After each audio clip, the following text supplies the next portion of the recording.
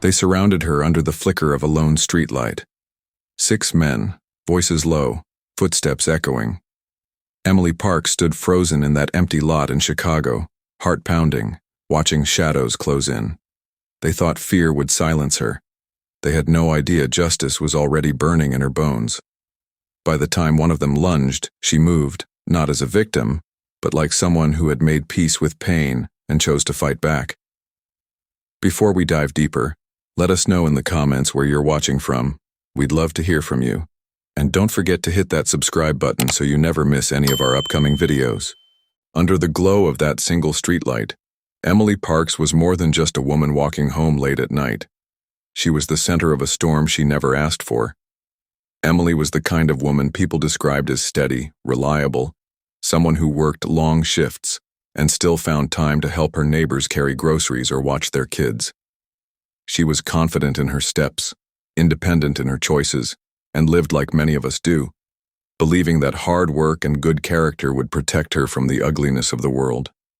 But that night, the ugliness took shape in the form of a gang that the whole neighborhood whispered about. A group known for intimidation, known for violence, known for making people vanish into silence. They had watched her before, waited for her to pass through the same route, and when they finally closed in, the question was no longer whether she was in danger, but how far they were willing to go. Why did they target her? Was it random?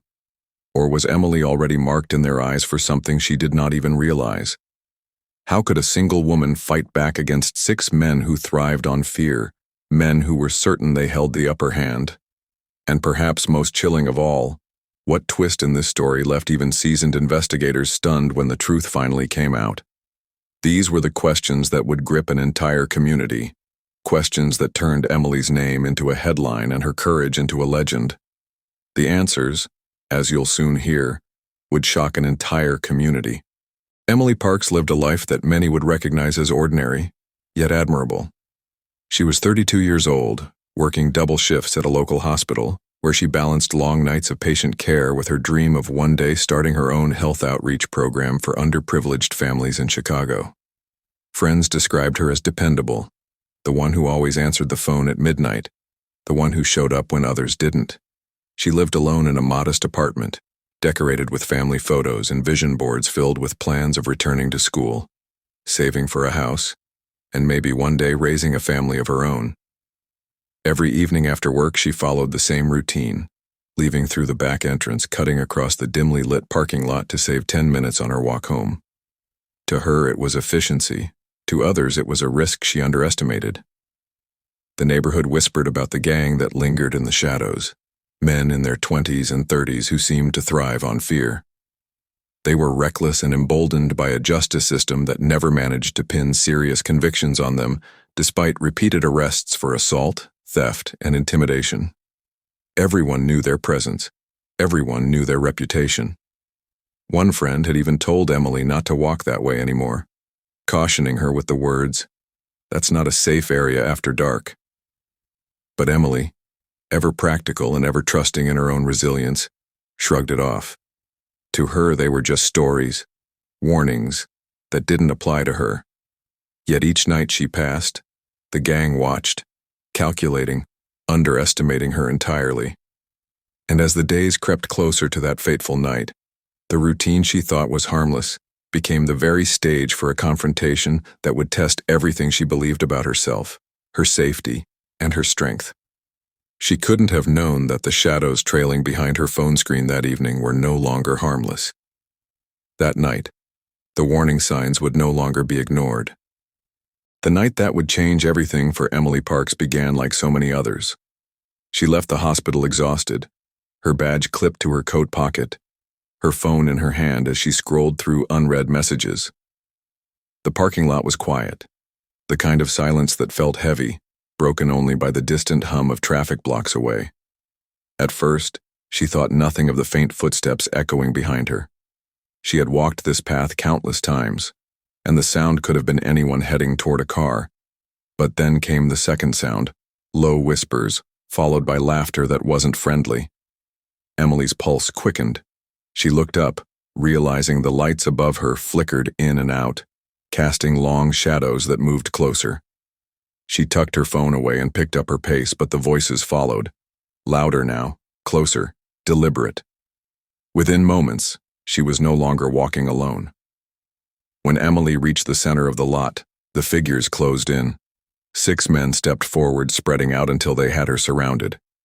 Their faces carried the smug confidence of people who had done this before, who believed they owned the night.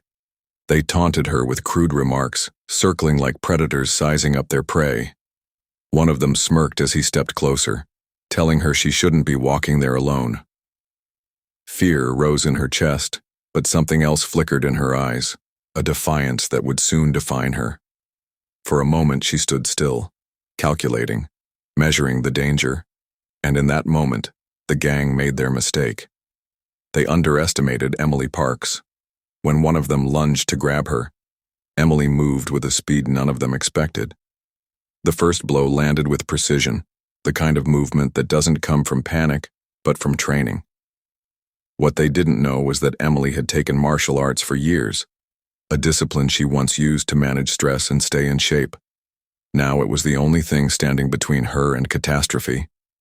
She twisted out of his grip, slamming her elbow into his chest. Another reached for her, but she pivoted, using his momentum to throw him off balance. Panic erupted among the men who thought this would be easy. One of them stumbled back, clutching his face, blood seeping from a split lip. Another doubled over, winded by a strike to his ribs. For the first time, the gang wasn't in control. Emily saw her chance and broke free of their circle, sprinting toward the edge of the lot. The sound of pounding footsteps filled the air as the men gave chase. The night echoed with shouts, curses, and the sharp rhythm of her breathing. She ran harder than she ever had, every instinct screaming for survival. But the chase was far from over, and as Emily darted between rows of cars, she knew this wasn't just about escaping. It was about outlasting men who thrived on fear. What neither she nor the gang knew in that moment was that the confrontation had already drawn an unexpected witness. And that meant the fight didn't end there, because someone was watching. When Emily Parks finally reached safety, trembling but unbroken, she wasted no time. Her first call was to the police, her voice steady but weighted with urgency as she described what had happened. By the time officers arrived, the gang had already vanished into the night, scattering like shadows that refused to be caught. But Emily was not alone in her account. Within hours, news of the attack began to spread, first among neighbors, and then across the city. The idea that a woman had stood her ground against 6 men became a rallying cry, sparking outrage at how unchecked gang activity had plagued the area for years. Headlines appeared in local papers and on nightly broadcasts. Woman fights off attackers. Neighborhood demands action. Gang violence escalates. Emily's name was whispered with a mixture of admiration and fear, her defiance turning her into a reluctant symbol of resistance. The investigation began with urgency. Detectives combed through the parking lot, searching for evidence left behind in the scuffle. Security cameras from a nearby store captured pieces of the confrontation. Figures circling Emily, her sudden break from the group, the chase that followed. The footage, though grainy, corroborated much of her story. Even more compelling was the testimony of a witness, a man who had been leaving a late shift of his own and had stopped when he saw the gang surrounding Emily. His cell phone footage, shaky but undeniable, offered a glimpse of the chaos and the brutality she endured. With this evidence, police dug deeper into the gang's identities, uncovering records of repeated arrests that somehow never resulted in long-term convictions. Assaults, threats, thefts, all pieces of a pattern the community had long complained about. But the case did not unfold in a straight line. As investigators closed in, one of the gang members surfaced with a different story. He claimed that Emily had been the aggressor, that she attacked them first, twisting the narrative in an attempt to paint himself and his crew as the victims. The suggestion planted seeds of doubt, forcing detectives to re-examine every angle. Could the woman who had just defended herself with such force have crossed a line in the chaos? Or was this a desperate attempt by men who feared the consequences of the truth? Tension mounted as the community demanded justice, while the investigation wrestled with competing claims. And then, investigators uncovered something that turned the case upside down. The investigation into what happened to Emily Parks took a dramatic turn when detectives began piecing together evidence that suggested the attack was not random at all. What first appeared to be an opportunistic crime of intimidation soon revealed itself as something much more deliberate. Police uncovered reports from several women in the neighborhood who had felt followed, harassed, or cornered in recent weeks. Patterns emerged in the timing, the location, and even the descriptions of the men involved. It became clear that the gang had been surveilling women in the area, watching their routines, and choosing moments when they believed their targets would be most vulnerable. Among these disturbing discoveries was a chilling truth.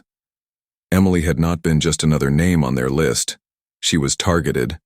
Months earlier, she had stood her ground against one of the gang members in a heated exchange at a local store, refusing to let him cut in line and publicly challenging his aggression. For a man who thrived on control and intimidation, that embarrassment lingered, and when the opportunity came, he marked her as someone to teach a lesson. But even with this information, there remained the gang's claim that Emily had been the aggressor. For days, this false narrative threatened to cloud the case until a revelation shattered their defense entirely. Detectives received a call from another witness, someone who had been parked in a car nearby the night of the attack. This individual had quietly recorded the entire event on their phone, afraid to intervene but unwilling to erase what they had seen. The footage, clearer and longer than the first video, told the story with undeniable clarity. It showed Emily walking alone, the men surrounding her, the taunts, the lunges, and finally her desperate and skillful fight to survive. Every word, every gesture, every attempt to intimidate her was captured. The gang's lie, that she struck first, collapsed in the face of this evidence.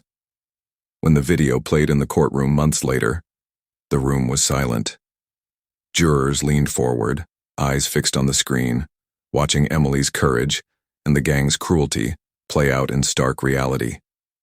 The defense scrambled to maintain their story, but it crumbled in real time. Each frame was another nail in the coffin of their credibility. By the end, there was no question left in anyone's mind about what had truly happened in that parking lot. Emily Parks had not only fought for her life that night, she had exposed the men who believed they could twist the truth to protect themselves. And when the final seconds of the video ended, even seasoned jurors, hardened by years of grim cases, sat in stunned silence at what they had just witnessed. When the verdict was finally read, it felt as though a weight had lifted off an entire community. The gang members who once stalked the neighborhood with arrogance and menace now faced the consequences of their actions.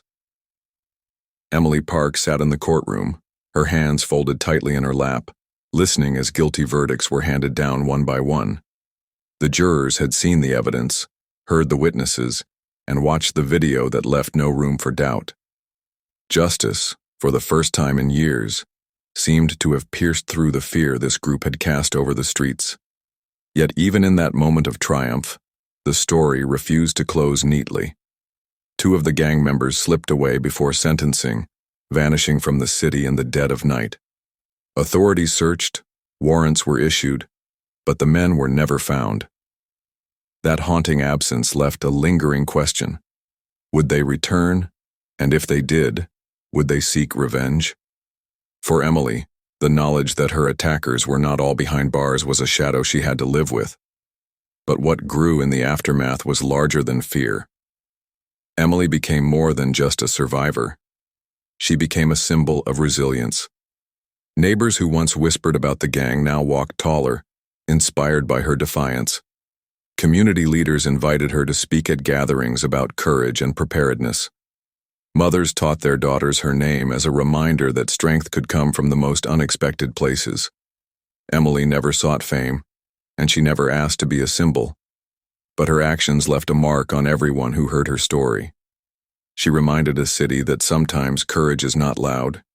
It is the quiet choice to stand when others would fall. And as the cameras faded, the story left behind a reflection that reached far beyond Chicago. This wasn't just a story about violence. It was about courage. It was about one woman against many, and the night the gang learned regret the hard way. Do you think Emily Parks was lucky that night? Or was it pure strength and courage that carried her through the storm? Was it her training, her determination, or something deeper that turned the odds in her favor when 6 men thought she would be powerless? And what would you have done if it were you, standing in that parking lot surrounded with nowhere to run? We'd love to hear your thoughts in the comments below. Don't forget to subscribe for more videos coming, because stories like Emily's remind us that truth is often more gripping than fiction.